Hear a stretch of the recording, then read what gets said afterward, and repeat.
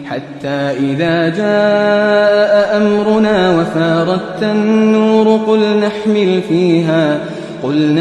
فيها من كل زوجين اثنين وأهلك إلا من سبق عليه القول وما آمن معه إلا قليل وقال اركبوا فيها بسم الله مجريها ومرساها إن ربي لغفور رحيم।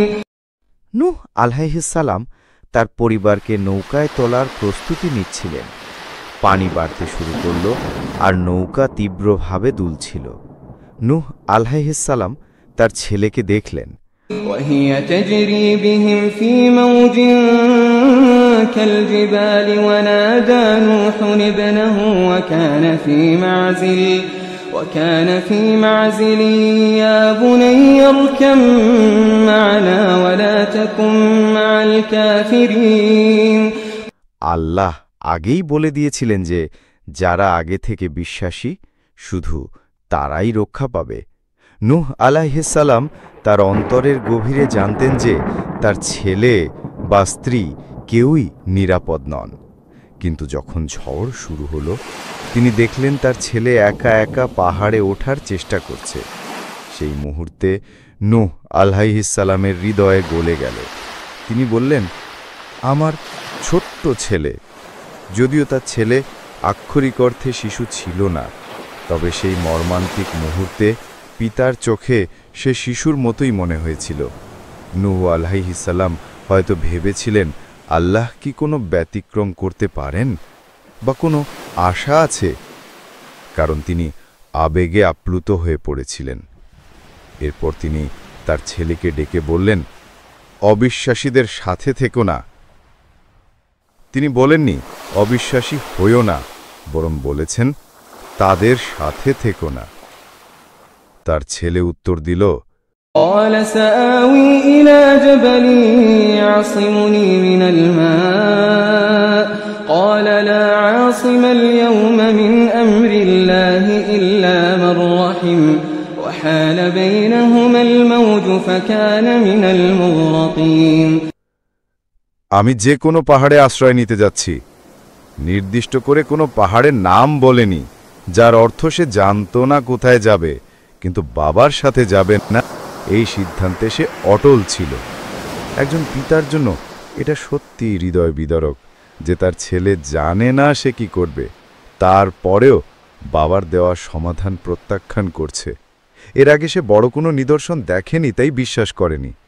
কিন্তু এখন এমনকি যখন বাবার কথা শোনা ছাড়া তার কোনো উপায় নেই, তখনও সে বাবাকে প্রত্যাখ্যান করছে।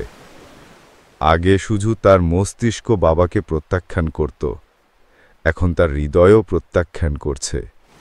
নূহ আলাইহিস সালাম তার ছেলেকে বললেন যে এখন কেবল রহমত নিয়ে ভাবো, ঈমান ও কুফর নিয়ে ভাবার দরকার নেই। আমরা জানি মানুষ যখন কঠিন বিপদে পড়ে অন্তত তখন আল্লাহর কাছে সাহায্য চায়। বিপদ কেটে গেলে তারা আবার আগের অবস্থায় ফিরে যায়। নূহ আলাইহিস সালাম তাকে অনুনয় করে বললেন, যদি তুমি এটা এমনিও করতে চাও এখনই সময় এটা করার। নূহ আলাইহিস সালাম জানতেন না তার ছেলে এই শেষ আবেদন রাখবে কিনা। এটা ছিল তার শেষ চেষ্টা। তারপর এক বিশাল ঢেউ এসে পড়ল।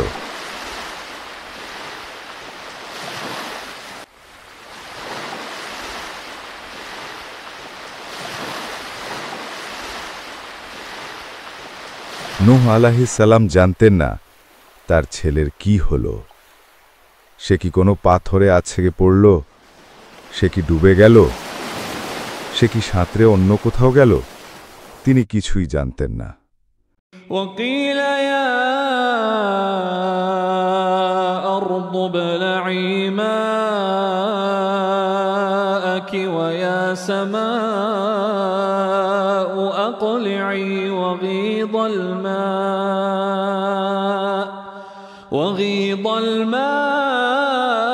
الماء وقضي الأمر واستوت على الجودي وقيل بعدا للقوم الظالمين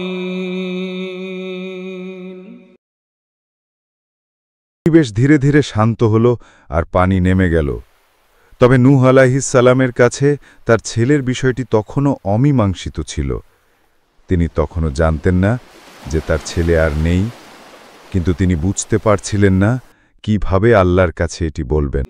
ونادى نوح ربه فقال رب إن ابني من أهلي وإن وعدك الحق وأنت أحكم الحاكمين হে আল্লাহ, আমার ছেলে অবশ্যই আমার পরিবারের অংশ, কারণ আল্লাহ তাকে নির্দেশ দিয়েছিলেন তোমার পরিবারকে উঠিয়ে নাও। তিনি বলেননি আমার পুত্র আমার পরিবারের অন্তর্ভুক্ত ছিল, বরং তিনি বলেছেন আমার পুত্র আমার পরিবারের অন্তর্ভুক্ত, কারণ তার মনে তখনও ছিল যে তার ছেলে এখনও জীবিত। তিনি ভেবেছিলেন আল্লাহ হয়তো তাকে বাঁচিয়ে নেবেন।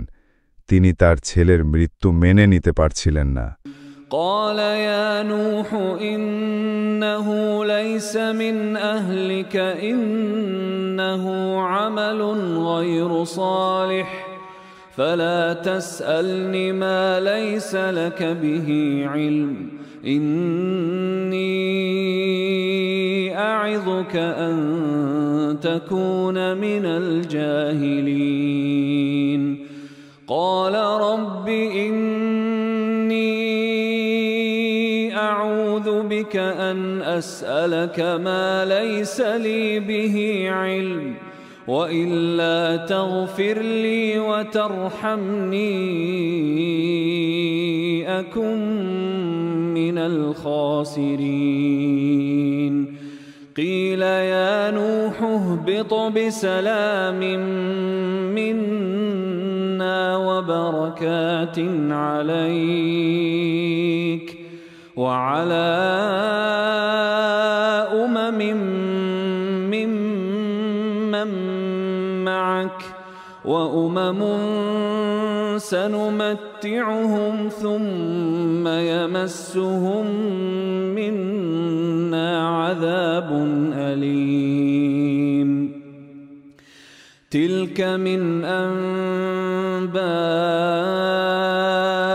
الغيب نوحيها إليك ما كنت تعلمها أنت ولا قومك من قبل هذا فاصبر إن العاقبة للمتقين নূহ আলাইহিস সালাম তাৎক্ষণিকভাবে নিজের ভুল বুঝতে পারলেন, নিজের আবেগকে নিয়ন্ত্রণ করলেন এবং ক্ষমা চাইলেন। এই আয়াত থেকে আমরা বুঝতে পারি যে এই কঠিন কষ্টের পর আল্লাহ তার এবং তার সঙ্গীদের ওপর বিশেষ রহমত ও বরকত দান করেন। নূহ আলাইহিস সালামের এই গল্পটি তার শান্তিপূর্ণ অবস্থার মধ্য দিয়েই শেষ হয়।